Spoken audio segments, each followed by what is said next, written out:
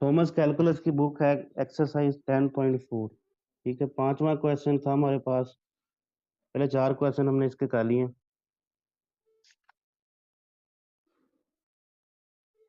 Summation n is equal to 1 to positive infinity cos square n over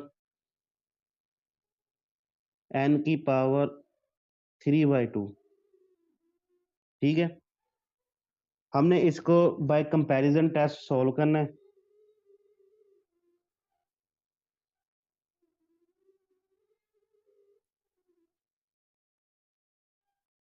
comparison test की मदद से हमने इसको बताना है कि ये जो सीरीज है ये कन्वर्ज करती है या डाइवर्ज करती है। अब सबसे पहले मैंने आपको बताया था कि जी आपने जो सीरीज है ए एन वो लिख लेनी है, और जो बी एन सीरीज है वो कैसे बनानी है, वो खुद से बनानी है। ठीक है, अब इसमें सबसे पहले तो ए एन निकाल कर लिख लेते हैं।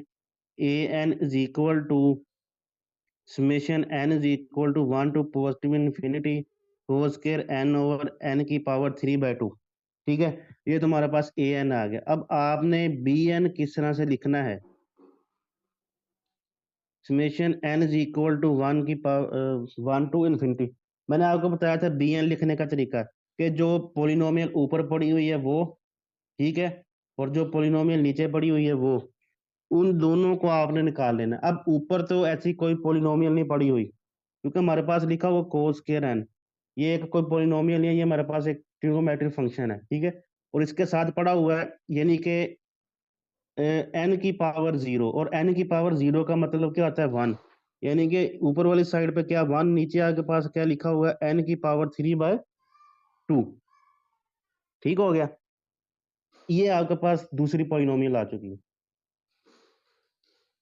हमने चेक करना है कि जी कि ये जो सीरीज है ये कन्वर्ज करती है या डाइवर्ज करती है। अच्छा, ये बाय पी सीरीज टेस्ट, ये जो 3/2 है, ये क्या कोई बता सकता है ये कन्वर्ज करती है या डाइवर्ज करती है? Recording यहाँ पर stopped. यहाँ पर पी की वैल्यू क्या लिखी हुई है?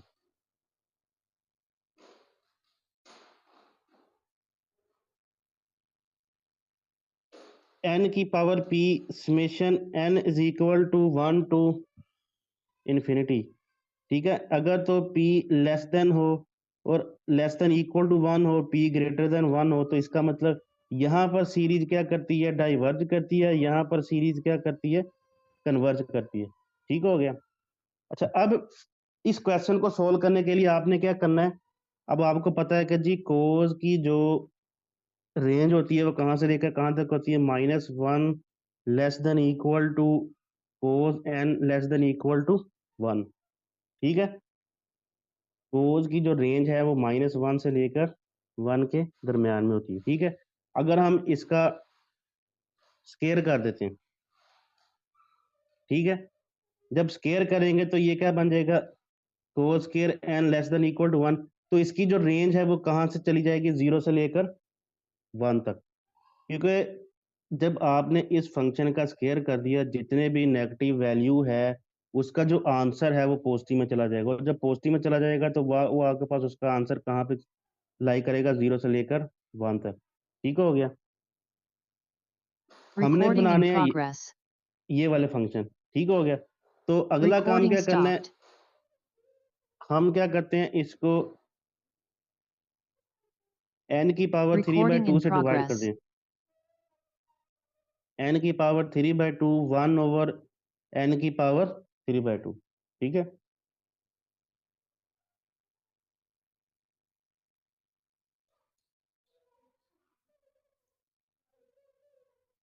आप अब बता रहे हो एक क्वेश्चन कराया था, 4 क्वेश्चन किसने कर लिए फिर? चलिए, ये जो क्वेश्चन किया है उसको स्टार्ट करते हैं, बाकी बाद में कर लेते हैं। इसको समझो पहले। अच्छा जी, अब ये जो है 0 ओवर समथिंग क्या हो जाता है, 0 less than equal to cos square N N की power 3/2 less than equal to 1 over N की power 3/2। 0 less than equal to, अब ये आपके पास क्या कौन सी वैल्यू बन गई है, ए एन, और ये आपके पास क्या बन गया, बी एन। ठीक हो गया, अब यहाँ पर हमने देखना है कि जी कौन सी सीरीज कन्वर्ज करती है, ठीक है।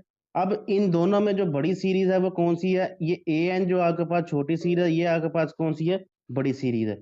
अब ये वाली जो बड़ी सीरीज है पाए पी सीरीज टेस्ट, ये क्या करती है, कन्वर्ज करती, क्यों, क्योंकि एन की पावर 3/2 कितना आता है जी, 1 पॉइंट समथिंग, ठीक है। और ये जो है वो 1 से बड़ा है, अगर पी की वैल्यू 1 से बड़ी हो तो इसका मतलब ये होता है कि वो सीरीज क्या करती है, कन्वर्ज करती है। अगर बड़ी सीरीज कन्वर्ज करती है तो इसका मतलब ये जो छोटी सीरीज है ये भी ऑटोमेटिकली क्या करेगी, कन्वर्ज करेगी। तो यहाँ से क्या पता चल रहा है, summation n is equal to 1 to n bn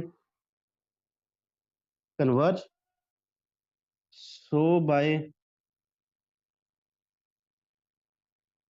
comparison test summation n is equal to 1 to infinity an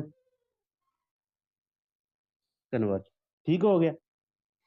यहाँ पर अब इन दोनों में से बड़ी सीरीज कौन सी थी, ये वाली।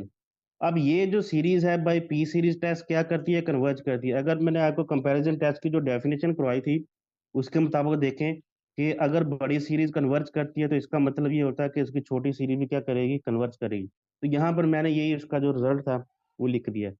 अब किसी को इस क्वेश्चन की समझ नहीं लगी तो मुझसे पूछ ले।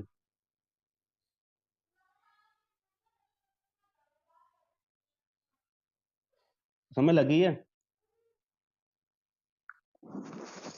सर ये बता दें, जहाँ से आपने स्क्वेयरिंग की है वहां पर -1 का भी आपने स्क्वायर लिया तो वो 0 कैसे हो गया?